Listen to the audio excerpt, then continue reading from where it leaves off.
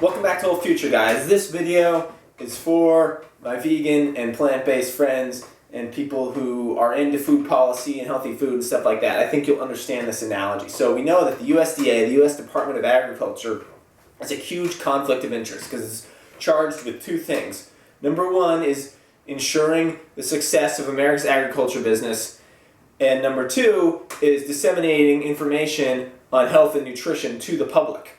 So, in the case of America, we have a huge amount of agribusiness that is producing animal products that have been scientifically shown to be the cause of heart disease, diabetes, obesity, and many other ailments.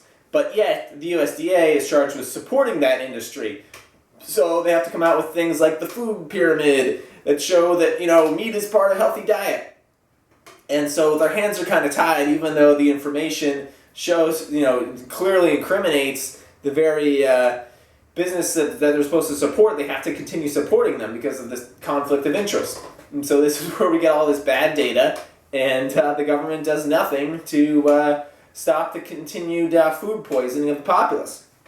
So we understand that this is a huge conflict of interest. Well, in regards to the whole vaccine thing, the CDC operates pretty much in this very similar fashion to the USDA in terms of its conflict of interest. And number one is that the CDC is a vaccine company, and that's not any sort of hyperbole. That the CDC literally purchases and sells $4.6 billion worth of vaccines every year. So they have an incentive to create demand for these products that they are buying and selling.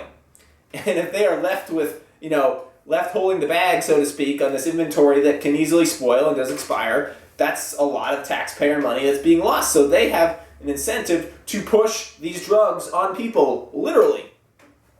And so the other conflict of interest is that just like the USDA, it's a revolving door for industry people. If you look at something like Julie Gerberding, who sat on the committee to approve vaccines by the CDC, she later took a job in the vaccine division at Merck. And so this is not uncommon that these people like Paul Offit, who sits on this committee to approve what drugs get put on the vaccine schedule, he is an employee of the pharmaceutical industry. And guess what? He worked on the patent for something called the rotavirus vaccine. And while he was working on it, before he got the patent, but when he was working on the vaccine, he voted to approve the rotavirus vaccine to be added to the schedule. Did not recuse himself from the vote, even though he stand to profit very largely. And profit he did. Several years later, he sold the patent for what's estimated to be about $29 million. It was not a disclosed amount. The amount that he's compensated by the pharmaceutical industry is an undisclosed amount. But needless to say, that is a huge conflict of interest. So I just want to put that out there and make you guys realize that just in the same way that the USDA has a huge conflict of interest and is inherently corrupt, so is the CDC. So I hope you found that useful. I hope you enjoy this video. If you do, please give it a thumbs up and subscribe. If you have any questions, leave them down below, and I will catch you guys next video.